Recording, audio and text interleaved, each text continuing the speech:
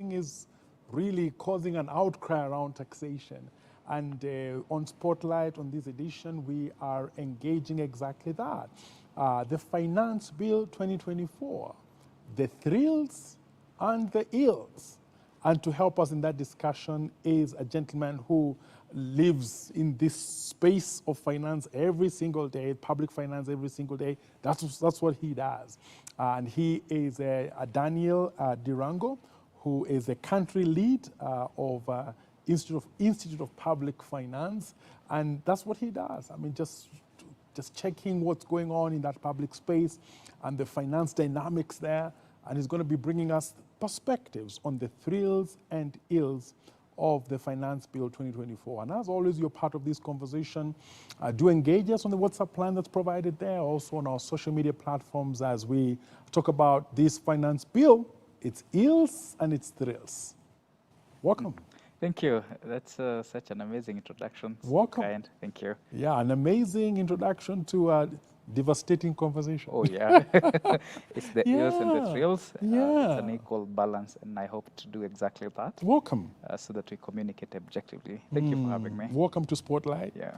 And you're coming to us from the Institute of Public Finance, IPF. IPF, yeah. Quite very active in the space of public budgets and all that. Yeah. Causing people to participate in budgeting processes. Yeah. Now, just tell us a little bit about IPF. Yeah. Right. So IPF as a think tank pursues progressive openness in public finance management to ensure that it's responsive to the values of public finance management. And we do so through research. Research is a guiding tool because we use it to advance advocacy, to advance advisory, technical assistance in aspects of public finance management, and as a training tool to the public, as we are doing today, and also government, because as citizens demand more, the government needs the capacity to respond, and where possible, we partner in building that capacity and entrenching that capacity in government. So we have our work mainly on four main areas, on macroeconomics and debt. That's the anchor of today's conversation, and partly in the second thematic area of revenue policy, checking the progressivity of taxation, looking at what the government's attempts to advance domestic resource mobilization is, progressive? Is it equitable? Is it efficient? Is it transparent and even participatory, as we'll discuss? We have developed an interest also in issues of climate financing because Kenya has positioned itself as an African leader in issues of climate finance. So it's important for us to check whether the fragmented funds that are financing climate are directed towards exactly that and mitigating the devastating impact of climate change. And finally, healthcare financing. Health financing is a pillar of universal health coverage, is a driver of universal health coverage, and we hope that the way the government speaks about universal health coverage responds the same way in terms of financing for it. We'll discuss that too. Okay. Yeah. Quite a bit of technical language there. But I'll do better. But it's good. I mean, it's good to, because every discipline has its own language. Yes. And when I hear words like progressivity, they're not words I hear often. Yeah, of course not. Words like climate financing. Yeah. Some of, for many people, it's what's being financed in climate. I mean, we people do think that or walk around as if they understand, but really, so it needs to be broken down. But it's okay. I mean, just to appreciate that that language there. And because you deal, Mr. Dirango, you deal with the economy on a day-to-day basis. You are able to study what's going on in the Kenyan economy, sometimes also in the region's economy, and you must be interested also in the world economy. But let's, to our own local economy, we hear different voices. Okay. When we read some government reports or when we hear some presentations from government quarters, we hear the I mean, the economy has grown, and there are even celebrations. You know, there are political salutations as to how we are growing, and decisions are actually made and platformed on that growth. But on the other hand, when you talk to the people like on a day-to-day basis in the streets, you walk into a small town and you find all shops are closed down. You know, shops that used to be open are closed. And even in estates, you find that shops that had huge stock now have very little stock. And what the song is that hakuna pesa, you know. And, you know, bottom up, you know, up there is growth, according to that narrative. But bottom, things are really getting worse. You're right. Now, who is fooling who? What's the true picture? That's a good question. I think it's important to mention that the Hakuna Pesa narrative might sound like a joke, but for a society that is unequal, not equal rather, as Kenya, it's possible that there are people who are doing really well, extremely well, and there are quite a significant group that can put food on their table. I want to make reference to a report that was published last year by Kenya National Bureau of Statistics. It talks about what they call comparative poverty index, comprehensive poverty index. And one interesting fact I saw there is what they defined as multidimensional poverty. It's just a big word to say the people who are multidimensionally poor cannot afford 3 basic needs or more. And that was more than 50% of the Kenyan population. Of course, because it was based on the 2019 census statistics, that was slightly above 24 million people. So, and if 24 million people, half of the population cannot are multidimensionally poor. So there are people who can do 1 meal, there are other people who can do 2, there are other people who can't have it at all. There are people who have roof over their head, others don't at all. So if you look at those statistics, then you compare that to what the government is saying as you know, projected economic growth of 5.5%. In our assessment, the key driver of that growth is government spending, because real wages, the amount of income that households have adjusted for inflation, you know, the fluctuation in prices of commodities, has gone down. A household that could afford a meal in 2019 without struggling, in 2024 they cannot afford the same meal, you know, because the real income has gone down. I know the issue of GDP and adjusted inflation is the highly punctuated one because the figures are more favorable. But looking at the current economic size, which is estimated 18 trillion, the main driver for that in our assessment is government spending, because last year, in those figures again, says the size of the economy was 14 trillion. So the budget for last year was slightly above 3 trillion. So mainly the spending within the economy could have contributed significantly to the growth. And the government is not the biggest employer. The benefits are not distributed equitably. Devolution, that's supposed to support that, is not receiving adequate support, because by April of this month, April of this year rather, this is 2 months to the end of the financial year, counties had received only 58% of their 100% share of equitable share, what they receive from the national government. So, and devolution is supposed to address these inequalities. So, but the tool of driving equity is also incapacitated to do so. So it's not an easy thing. So we would say the economy, the size of the cake is expanding, but the eaters are now more, and the people that are disenfranchised by that decision are also more. Okay. Yeah, and they stand to lose. Yes. You know, when you talk about like 5.5% GDP growth, yes, and then you talk about most of that being driven by government spending.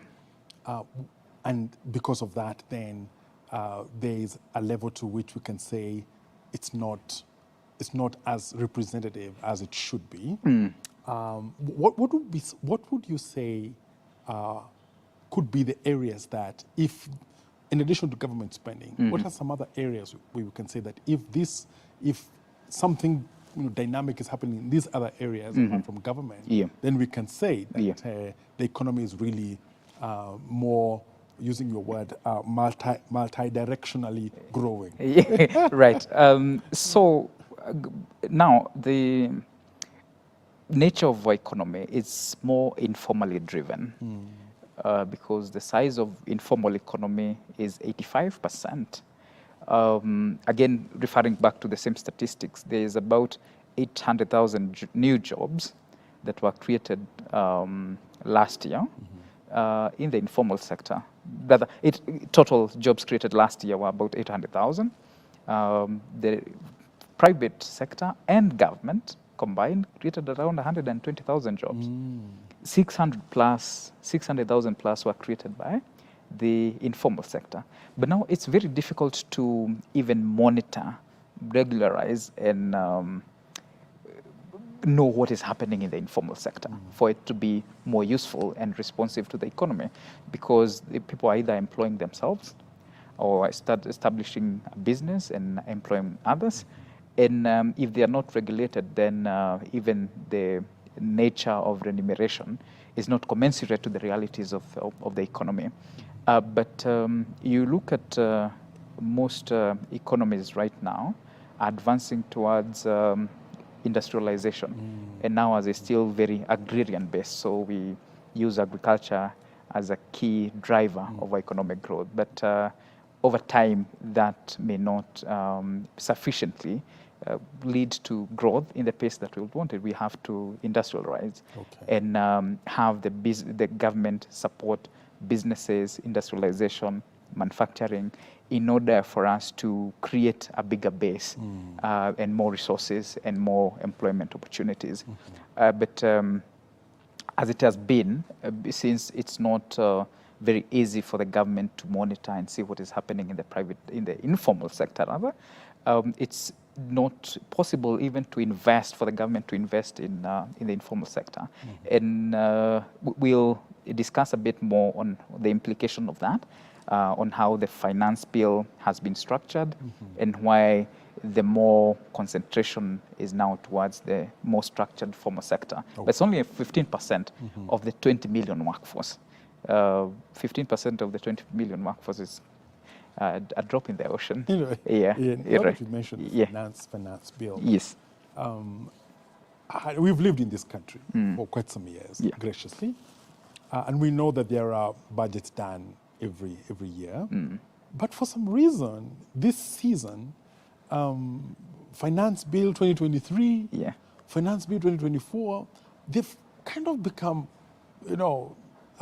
domestic discussions.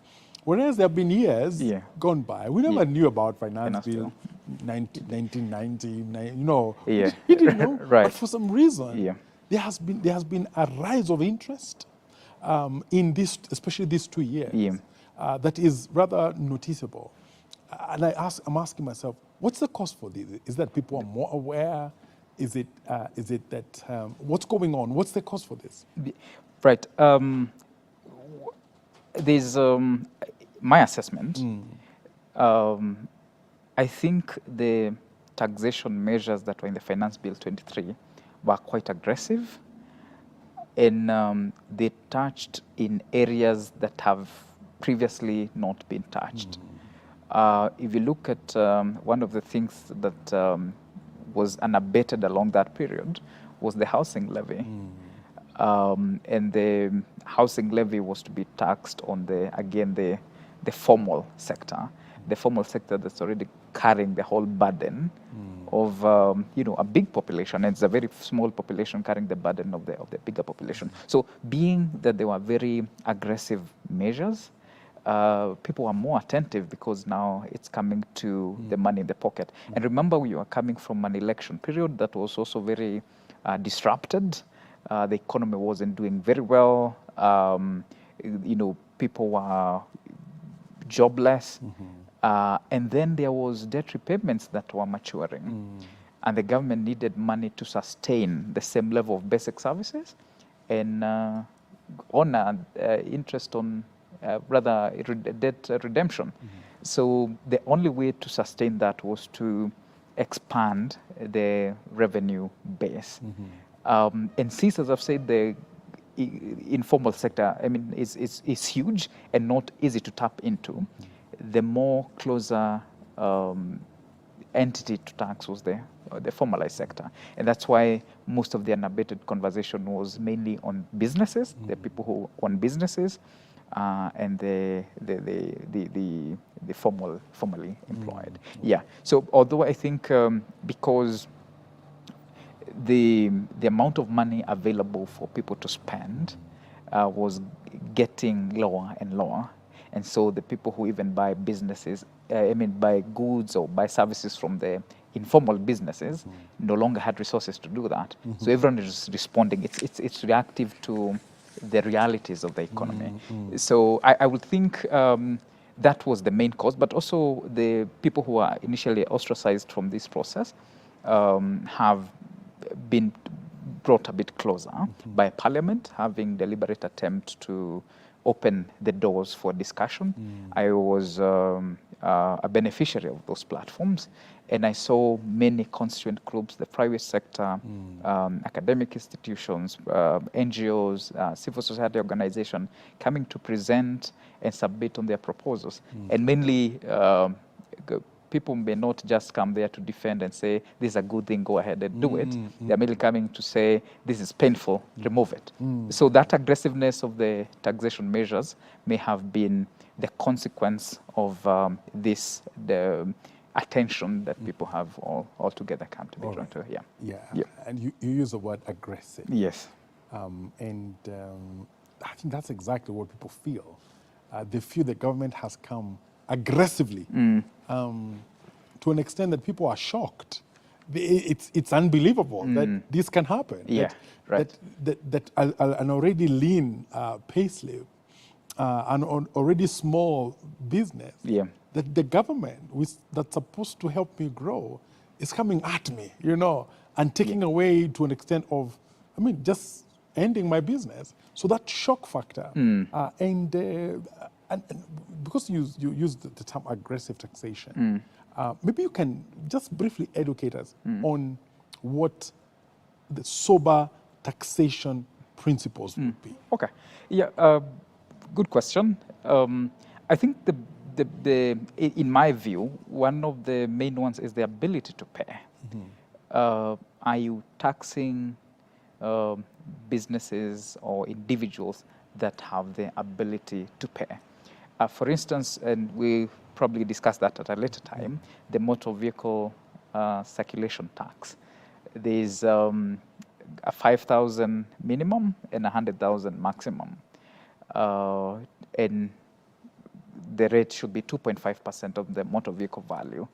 But there's no equity in how that tax is being levied, because the person who drives a car worth, say, 20 million will pay 100,000, which is only 0.5% of the value of the car. The person driving a ramshackle worth 150,000 will pay 5,000, which is more than 2.5% of their value. So where is equity there? So are we taxing the people who have the ability to pay? Also looking at, is it economical to do that? Are you using 20 million shillings to go for 25? Or are you using 20 million to go for 10 million? I think what we have not been very successful in doing as a country is weighing the potential impact of the changes we made in the Finance Bill 2023 before we effect new changes in Finance Bill 2024. As of April of this year, the total cumulative collection for the last 10 months is 1.7 trillion Kenya shillings. Similar period in 2022-2023 had about 1.6 trillion or thereabout. The difference about 100 billion. Now, imagining the amount of money that, I remember 20 billion that were allocated to KRA. There are all these enforcers that they hired. Were we supposed to make a difference of 100 billion against all those things? Imagine even bringing all these MPs together to ask for views, to bring all the public together, the time spent there. Is it economical for us to do all those? I mean, it's the questions we're supposed to ask ourselves. And also another one is incidence or impact. Taxes should not cause economic distortion. And if you are distorting economic units or how economic units behave, then the impact is negated. If you levy taxes on businesses and more businesses close, you probably collect equal or at least slightly more taxes, but you would have collected more in the medium and long term if those businesses were still operational. And finally is simplicity. What is the cost of compliance? I don't know how easy you find it to file your returns. If you're like many Kenyans, you depend on someone to do it for you. So how simple is the system of complying?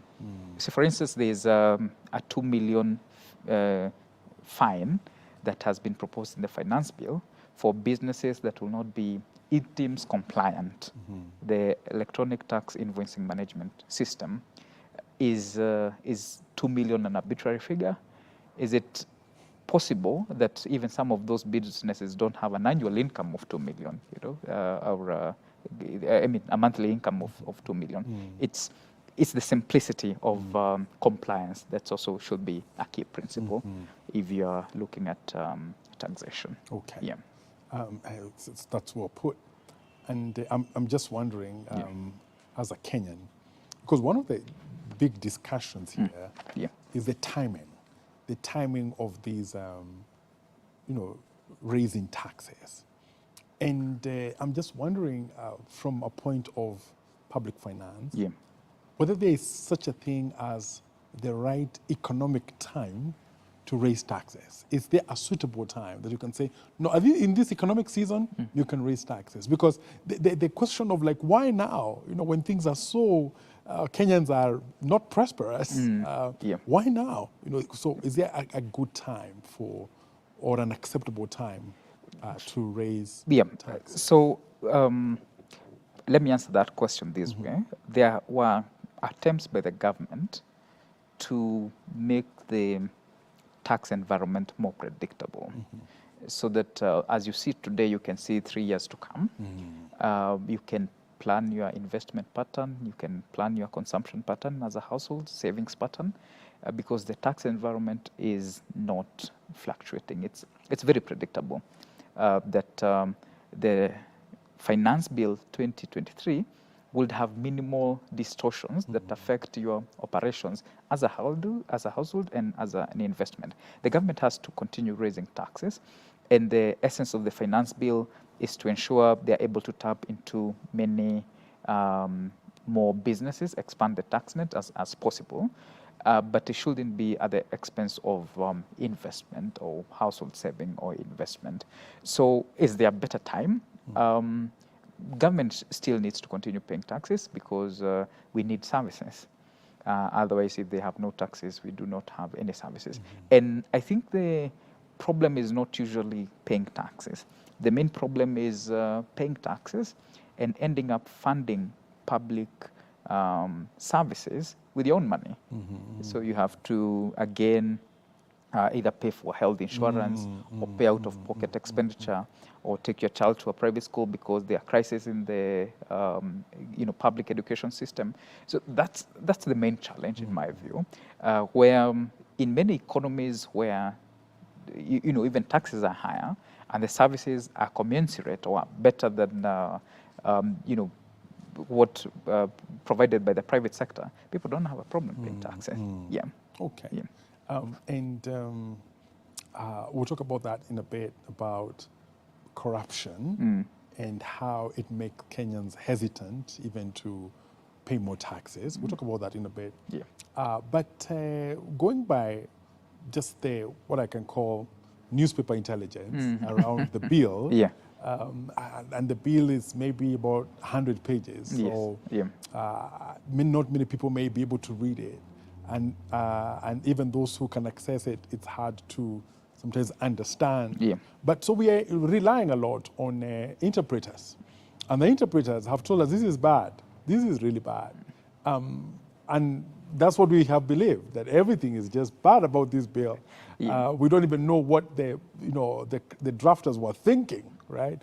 But Durango, are there some good things in this bill? Good question. Yes, there's some really progressive things in the finance bill proposals of 2024. I'll touch on a few because there are many. The bad ones are also not We'll come to that. They're not few. But I think one of the progressive things I've seen is the withholding tax proposal on payments on goods supplied to the government. So if you're doing business with the government, you also are supposed to pay withholding tax on those goods. So that helps also track the supplies to government, the investment, the procurement processes. And that's a good thing because it expands the amount of money available, because the government is also a huge consumer of different goods and supplies of different nature. So if it's able to turn around some amount on withholding tax on that, then even better. But beyond that, there's the two, they are connected. One of them is called the minimum top-up tax. And this is supposed to be paid by multinational corporations. So the minimum top-up tax is to be paid by companies whose, what they call effective tax rate is less than 15%. So say it's about 10%, then the 5%, they should pay tax on the 5% based on the operations they have in that country, based on the extent of operations in that country. So say a company X that manufactures these glasses has an effective tax rate of 10%, and the effective tax rate is 15, then they're supposed to pay on that difference. So, and the extent of that payment should be commensurate on the operations, the extent of operations in this country. It's a nightmare trying to compute all those things.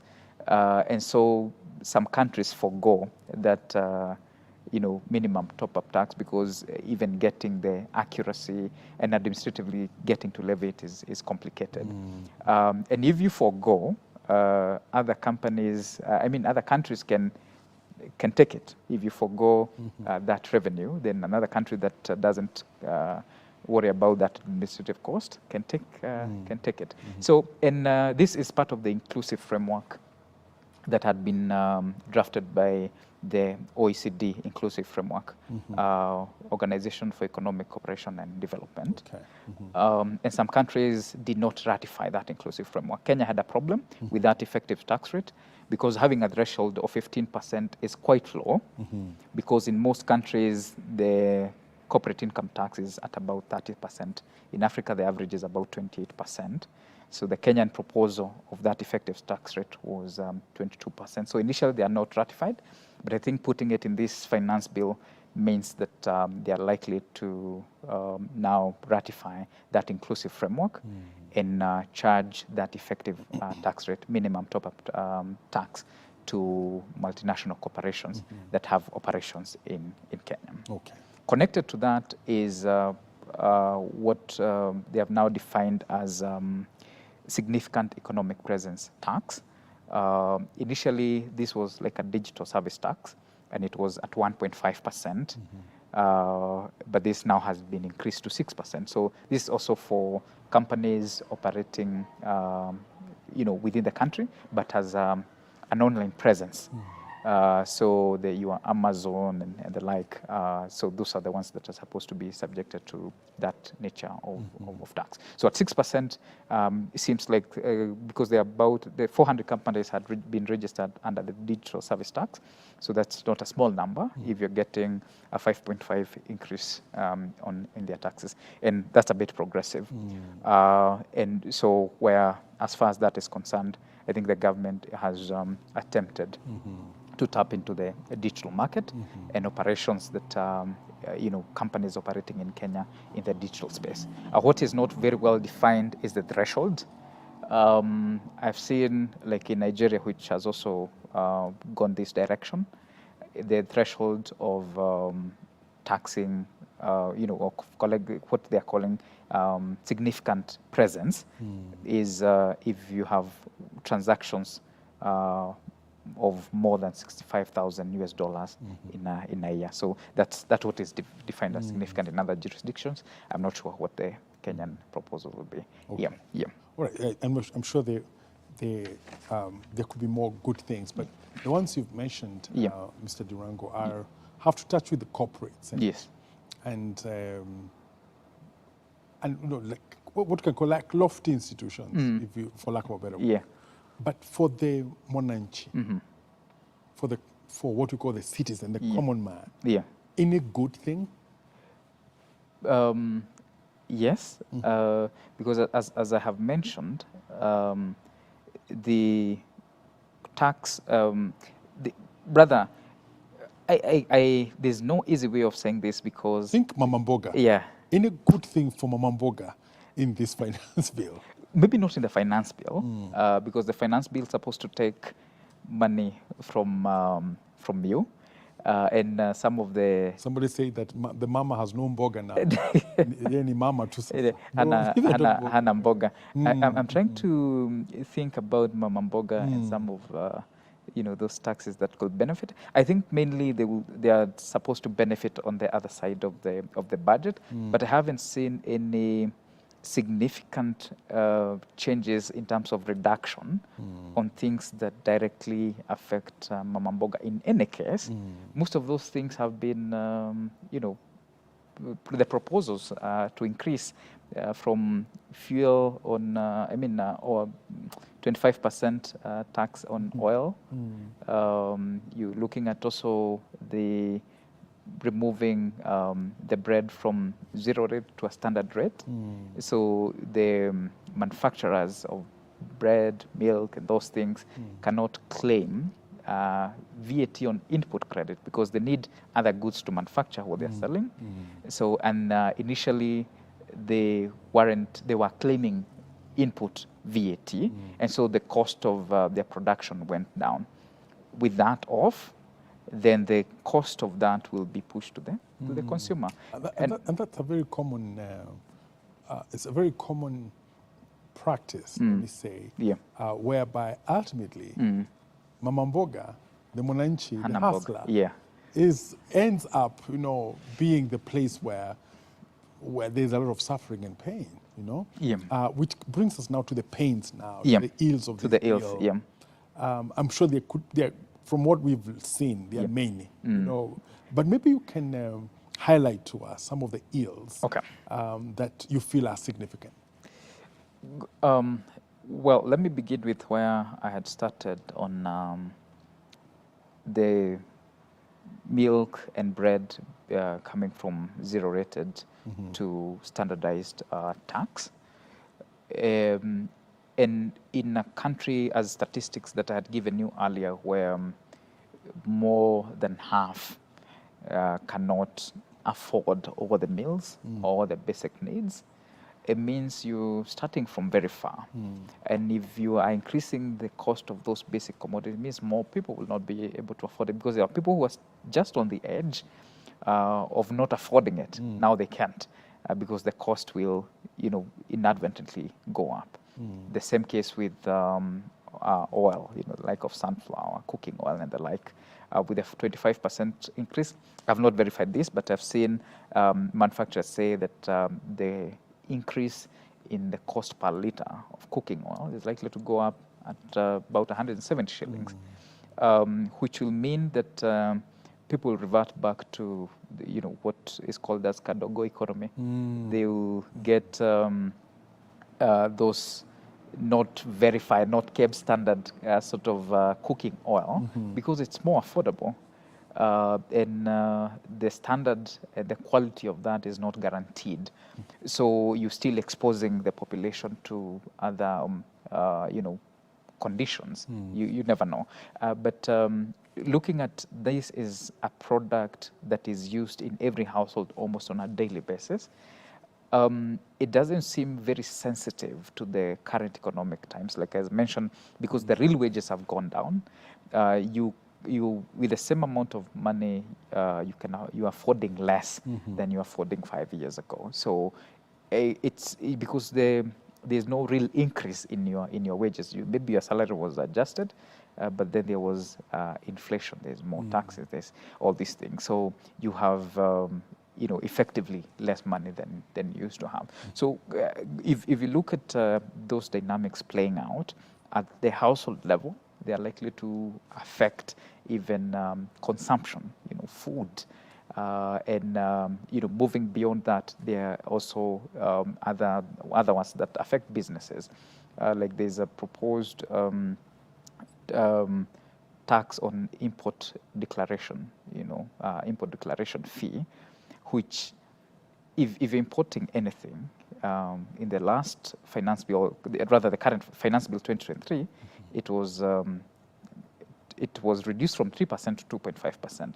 In this finance bill, the proposal is to increase it from 2.5% again to 3%. Remember what I mentioned earlier about predictability? That there's nothing predictable about that. Yeah. If there are all these changes every now and then, that you can tell the rationality of making that adjustment, and a few months in, you are adjusting it again upwards.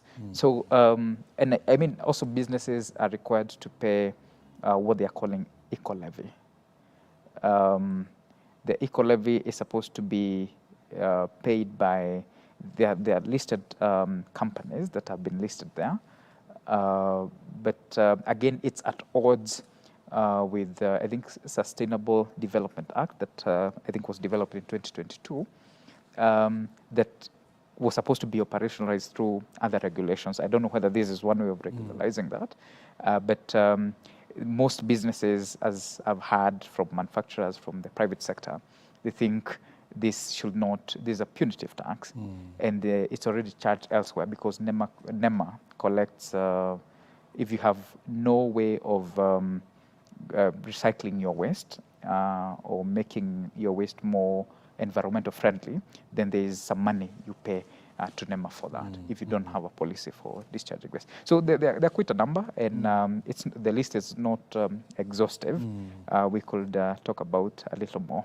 Yeah. Talk about the motor vehicle. Yeah, Right. motor Just vehicle. mention that. Yeah. Because it seems to have raised a lot of interest. Yes. And jaws are dropping. Like, Yeah. how can you do this?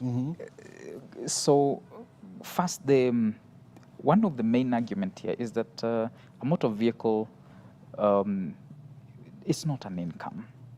At import, at purchase, you paid a number of taxes on it: excise duty, stamp duty, import duty, and all those taxes.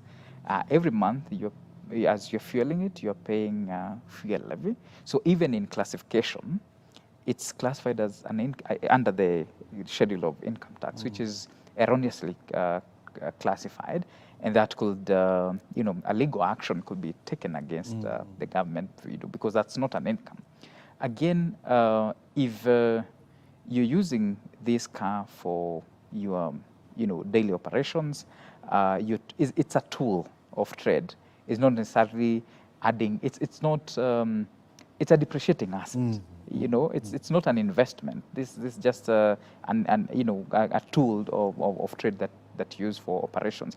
And given that it's also very inequitable in the way it has been proposed, with a minimum of 5,000 and a maximum of 100,000, there's something terribly wrong with that as well, because as a principle of ability to pay dictates, the people who have more are supposed to be paying more. But now, if those discrepancies are to stand, that means we are not able to stay in that principle. Also, again, there are people whose insurance is third party. The way it's defined in the finance bill proposals is almost reflective that this will be an annual tax, but it's not clear what will happen for people who pay the insurance multiple times in a year. If you're paying that party, the insurance, doesn't need to assess. The role of assessing the value of the car, it's also not very clearly known. So it's in our proposal we submitted that it should be removed. And I know other organizations have argued it could be reduced to 1%, but I think it's in the consideration of Parliament now, and they will ultimately take the proposal that may be a response to what they are looking for. Okay. Yeah. Just wondering, Mr. Durango, Yeah. We know that the economy, all what we're seeing, all these adjustments, it's a plan. It's a plan that there's some thinkers behind this, and this thinking is supposed to hopefully improve our economy. This is just a straight up question. There are particular assumptions that these planners have. Yes. Is it possible to effect a tax regime that instead of helping the country wrecks it? Yes, inevitably, because if it's not responsive, or the tax regime is not responsive to the realities of the economy, then you are likely to wreck it than improve it, as you've rightly put it. Let me just give you a small breakdown. We have an annual budget of about 3.6 trillion. Of that amount, about maybe 700 billion will be funded through loans. But remember, we are also paying interest on loans that were accrued previously. If you ask, they'll say they were accrued in the previous regime, which could be true, which is true rather, and they are continuing also to accrue more debt. Now, given that we are repaying debt and trying to fund services and trying to fund development, we do not have enough resources to do all those things. And the government should be a facilitator of the economy to grow. But in the attempt to mobilize more resources, if in the attempt to mobilize more resources you kill more businesses, then you're doing what we call policy reversals. You are trying to grow in one area, but also taking more on the other. So it's a net zero effect, and you're not helping the economy to propel and growing it to the level it's supposed to grow. So if the current revenue collection patterns is anything to go by, we will still not meet our targets for this year, like we never met them last year, and most likely will not meet them next year. And those targets are adjusted also within the year. They are, just to make them more accurate, but even ultimately that target is still not fully met. The collection for this year has been higher than the last year's same period. But remember, last year, building from 2022 to 2023 up to April of 2023, that budget implementation and finance bill started in 2022. Rather, yes, June. What was this? July 2023. We was trying recovering from the elections. The businesses was trying to set up again. Investor was trying now to gain more confidence with the economy because of the distortions that were there earlier. So the performance may not have given us a very accurate picture of how that was performing. So given that the collection is not very inspiring, it may not make a difference as much even with the new proposals, unless we give time to some of the proposals that we made last year to see what kind of impact they've created. Because these very frequent distortions also, they are behavioral aspects of the markets and households. So they will behave in a way that minimizes their tax obligation, and that affects also the collection by the government. Yeah. Okay. This is a political question. Yep. But you can just give an objective response. Yes. And it's connected to, just what we've been talking about. The narrative that brought the current government to power was bottom up. Now, do you see this taxation regime supportive of that kind of political narrative? And a follow-up to that, what would be, according to you, even if it's an abstract expression, what would be the taxation method or regime or practice that would favor or would be in rhythm with bottom up? Great question. The bottom-up economic 15 marks. Okay. Anyway, the bottom-up economic transformation agenda was targeted to improve the welfare of the people at the bottom of the pyramid. And this is a very sad situation and example that I'm giving you. And I saw an article today called Anatomy of a Broken Health System or an Ailing Nation, something like that. Because if you look at the investment the government is targeting to make in very critical entities like healthcare, it's been reduced significantly. When the current financial year started, that budget was 141 billion. That budget is reviewed within the year through what they call supplementary budgets, and it's been reviewed twice, up to around 126 billion. Well, the first time it was 135, and then 134, and then the current budget, the proposed next budget, that's supposed to go to 126 billion, a decline again to 126 billion. This is within the crisis you saw of the strikes by the healthcare workers.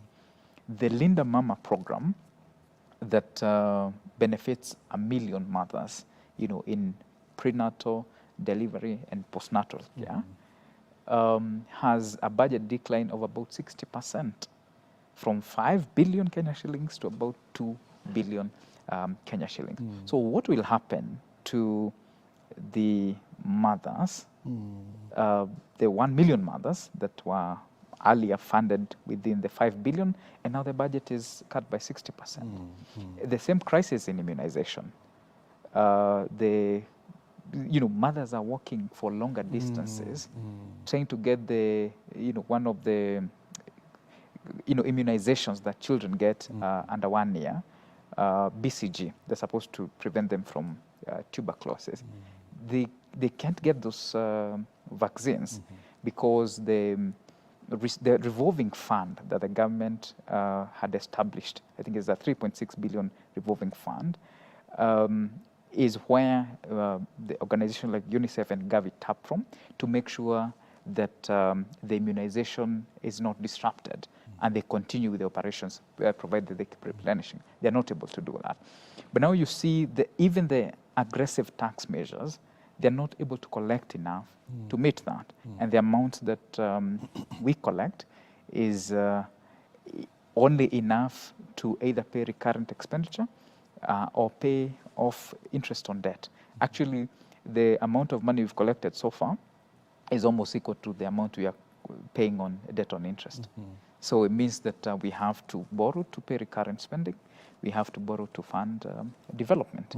So, and it's a sad state of affairs because the people within who are beneficiaries of public services and are mainly the poor are not able to benefit from it. Finance bill, as aggressive as it is supposed to, and I saw this in the medium-term revenue strategy that the government had drafted. It had attempted to standardize, VAT rate, bring it lower, but also remove a lot of exemptions that had been given earlier to businesses. Finally, there are what they call tax expenditures. Tax expenditures is government foregoing revenues, and mainly they are foregone by for multinational, corporations, big organization. And it's in the tunes of 300 billion, I think the last figure I saw in 2021 or 2022. And that's a lot of resources that are already foregone, in terms of tax expenditure, to the expense of, maybe households that are struggling to survive. So whom are we supposed to prioritize?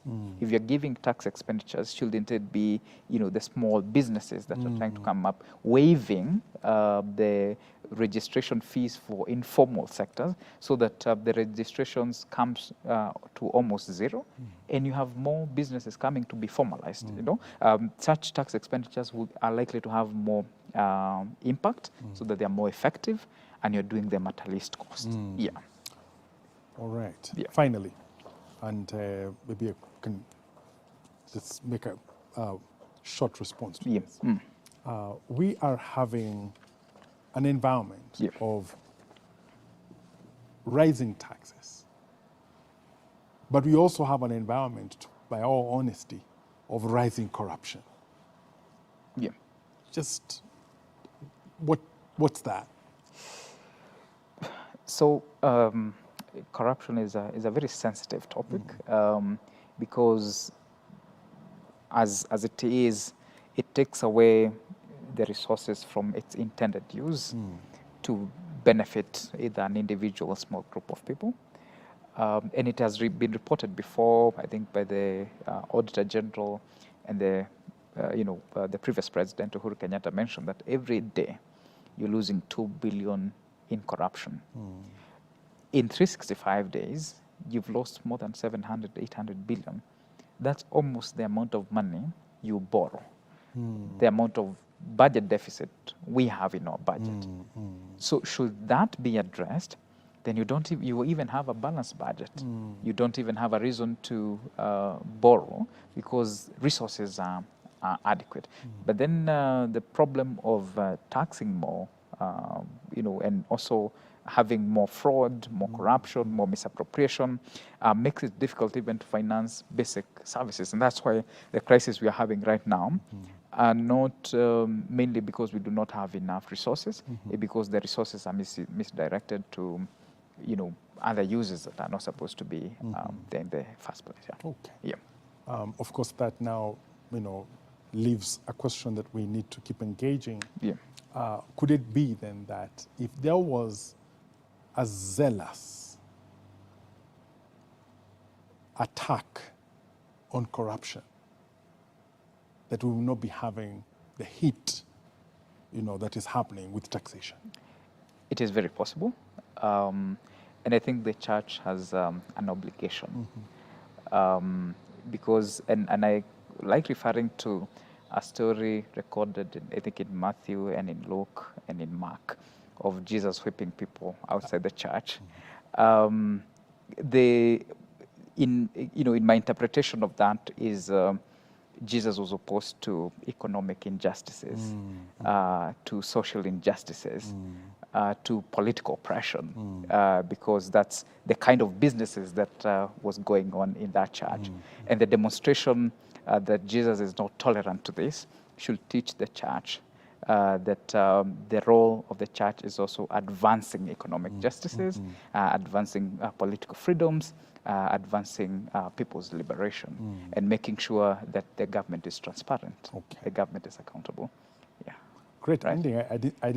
I didn't foresee that it would end with Mark and Matthew, but it's a very good ending about Jesus also being anti-oppression. Yes. And being a Christian nation, then that should be one of the characteristics. Correct. That we are pro-freedom, pro-justice, and pro-fairness. Correct. Mr. Durango, thank you so much. I appreciate it. When we invite you again to help us Yeah. in these reflections, please do come. Oh, yeah. We really appreciate it. Viewer, thank you so much for being part of this conversation. And again, it's coming out clearly. Gain knowledge, gain understanding, so that you can participate actively in these conversations. But also, most important, there are platforms where you can raise your voice. Let your voice be heard.